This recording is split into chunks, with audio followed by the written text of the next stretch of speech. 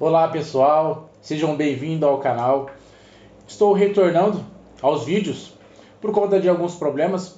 Eu tive que dar uma pausa, mas prometo a vocês que isso não vai acontecer mais.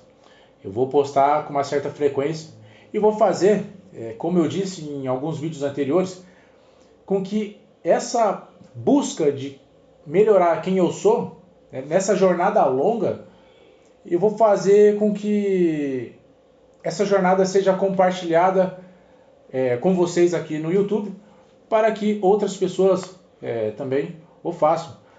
Porque, penso eu, um dos propósitos da gente estar onde estamos é melhorar quem somos. E nada melhor do que fazer isso e incentivar outras pessoas a fazerem também. E inspirar outras pessoas, ser inspirado por outras. E é assim, a gente tem que estender a mão para quem quer melhorar e seguir a vida desenvolvendo quem somos. No primeiro vídeo, num dos primeiros vídeos, eu comentei sobre uma obra denominada como Em Busca de Sentido, de Viktor Frankl. Para quem não sabe, eu estou fazendo uma pós-graduação em logoterapia, né?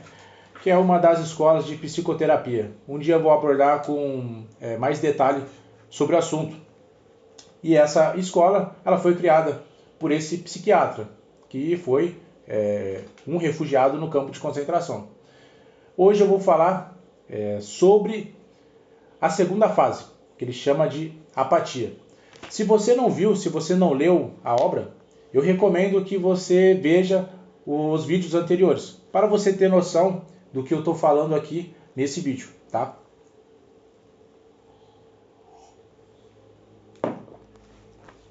A apatia é um afastamento interno das emoções. Então você fica insensível. Enquanto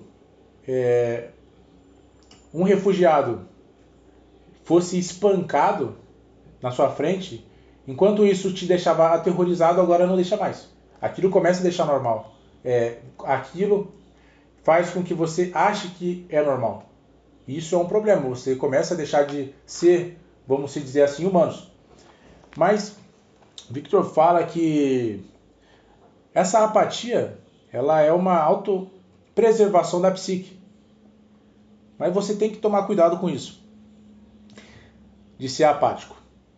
Porque isso vai tomando conta de você e você começa a se afastar de quem você é, começa a deixar de ser humano, como eu disse. Teve uma cena muito marcante na obra, na segunda fase, que um homem morre no pátio e outros refugiados, eles se aproximam desse homem tentando pegar o que serviria para eles, sabe? Sem dar a mínima para aquele homem, sem dar a mínima pela sua história, pelo que ele fez, nada, nada. É como se fosse urubus em torno de uma carniça.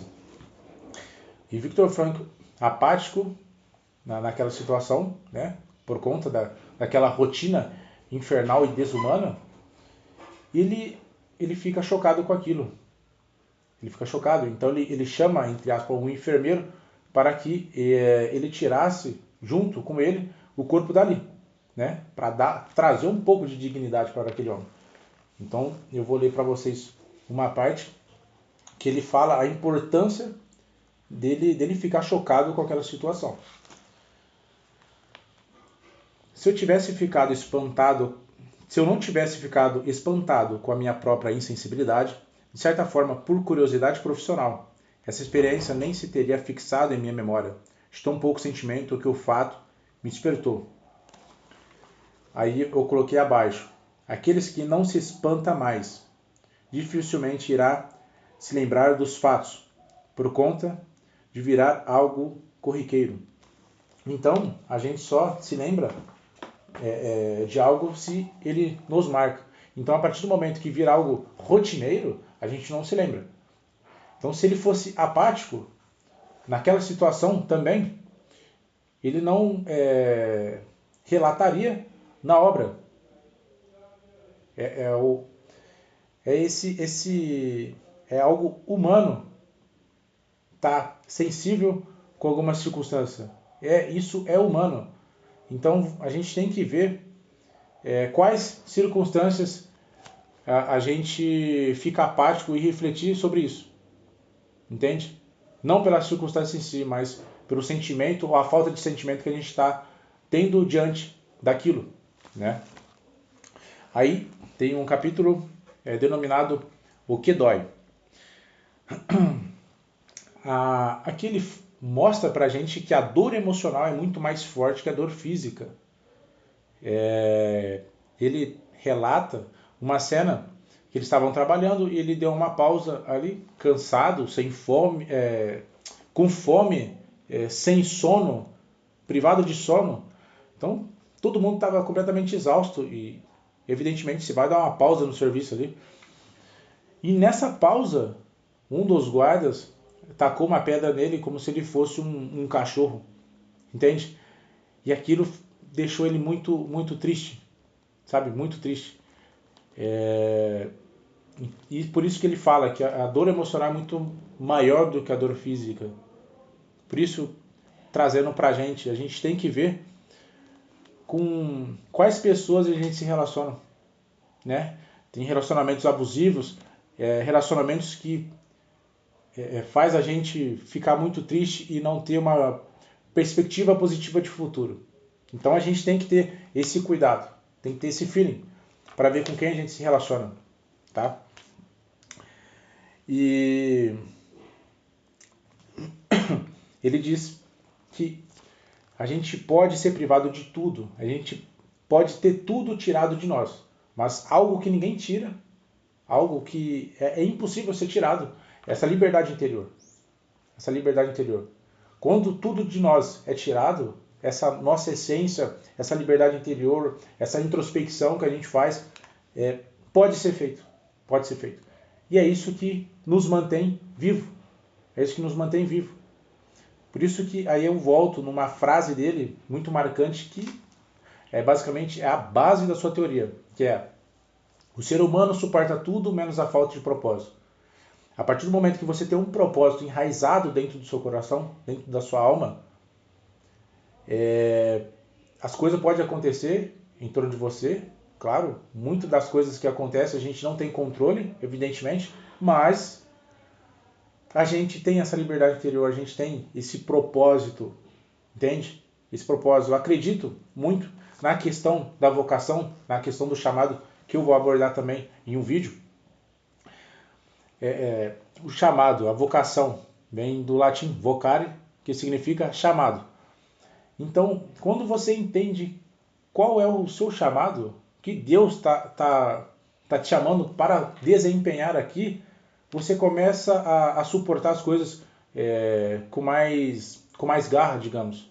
Entende? Você começa a suportar as adversidades da vida, as intempestividades do dia a dia da vida. Então, você tem muito mais força. Então, o interior é o fundamental. É o fundamental. É claro que o sofrimento físico é doloroso, sim. Claro que é. Não estou dizendo que não.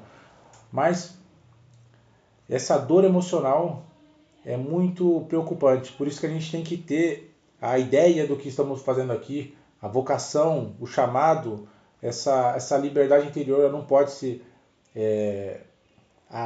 tocada por outro ser humano. Entende? Você tem essa liberdade interior, você pode fazer essa introspecção, independente das circunstâncias que você esteja. Então isso que a gente tem que deixar claro em nossa mente, tá? E quando a gente fala de apatia, vamos falar assim, o que dificulta a regulação emocional? Pelo menos naquela circunstância, é a privação de sono,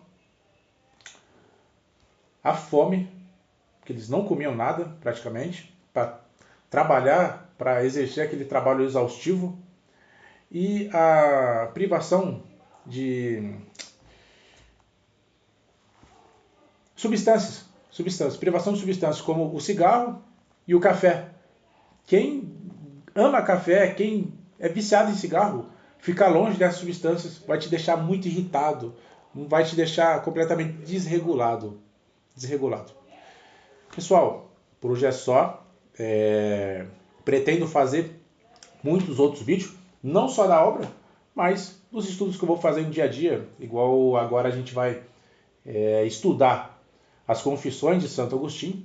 Então eu quero trazer algumas reflexões com vocês, e enquanto eu vou melhorando quem eu sou, enquanto eu vou aprendendo a ser gente, eu posso compartilhar essas reflexões com vocês e ajudar quem queira melhorar quem é.